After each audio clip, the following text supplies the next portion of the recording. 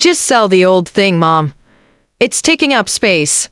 Those were my son's words, 3 days after he put his dead father's piano out for bulk trash pickup. He had no idea that under the keyboard lay a letter a lawyer had been waiting on for 2 years. What started as an outburst over a useless old piece of furniture ended with a phone call my son will never forget. Main story: my name is Margaret King. I'm 68 years old, and my husband William was a music teacher for 35 years at a high school in Boston. This is a story about a piano, a pile of bulk trash, and a son who almost lost the most important thing his father ever gave him. William died a year and a half ago, suddenly, of a heart attack while walking. We had a son, Sebastian, 39, a real estate agent, always busy, always stressed, always convinced that sentimentality was a waste of time.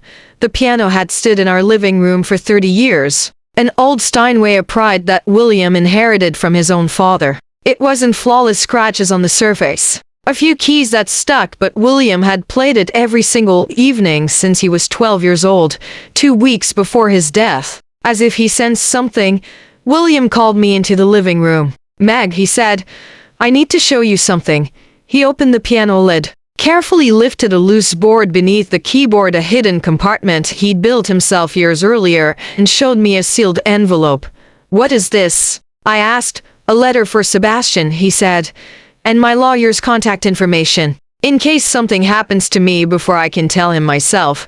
William had, without my knowledge, built up a substantial life insurance policy over the years, along with shares in a small music publishing company he'd co-founded in the 90s. Total value, over $450,000. All meant for Sebastian, but with one important condition William had put in writing.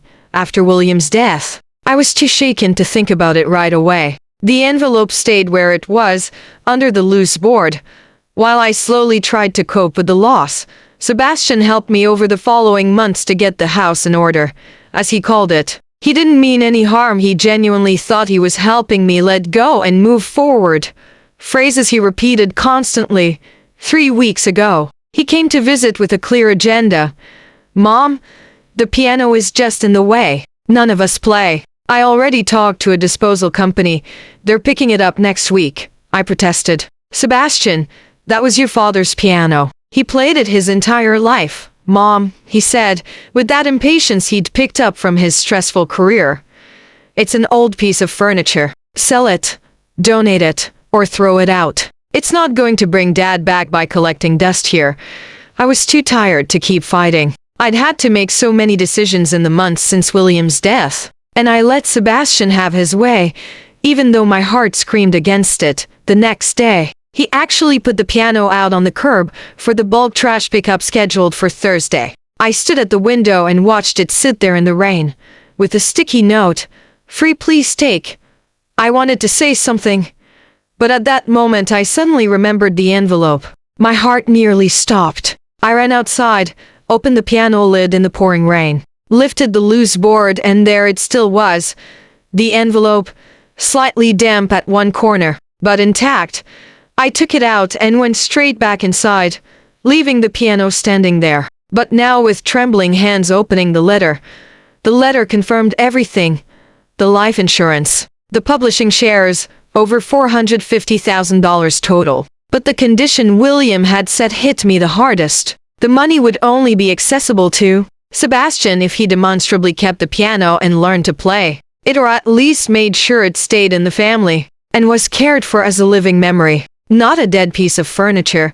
William had written, "Sebastian was always too busy to learn piano when he was young. I hope this letter gives him the time he never had. If he throws the piano away before reading this letter, then the money should go entirely to a music school for children in need instead. Some things matter more than convenience."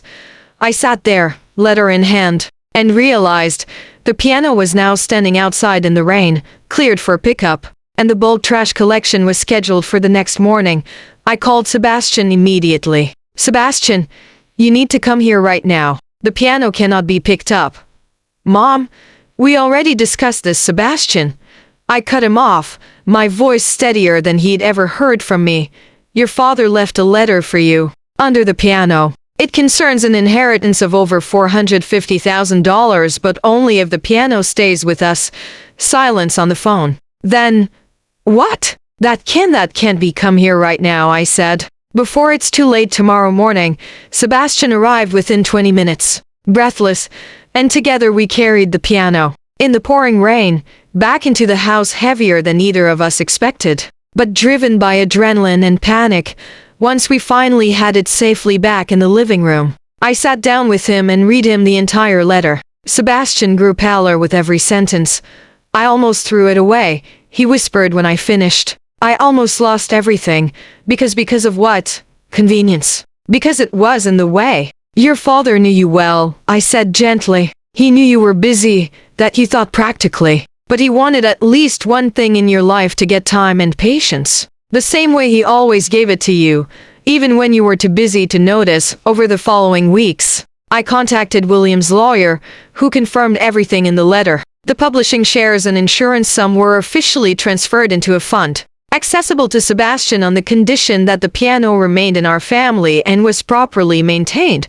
Sebastian then actually started taking piano lessons, for the first time in his life, at nearly 40 years old. It wasn't easy for him. His fingers were stiff, his sense of rhythm completely absent at first. But he came to see me every week, practicing on his father's piano, and slowly, very slowly, he began playing simple pieces. 2 months ago, he played a complete piece for me for the first time, clumsy, full of mistakes, but complete. It was a simple Christmas carol, the same one William had taught him as a little boy. Before Sebastian lost interest in it, Dad would have liked that, right? He asked me afterward, tears in his eyes. He would have loved it, I said. Not because of the perfection, because you tried at all. The piano still stands in the same spot in the living room today, but it's no longer silent. Sebastian practices every Sunday when he visits. He's learned that some things that just get in the way can actually be the heartbeat of an entire life. That's my story. A piano, a pile of bulk trash in the rain, and a son who almost lost his father's greatest gift but understood, just in time, what truly matters.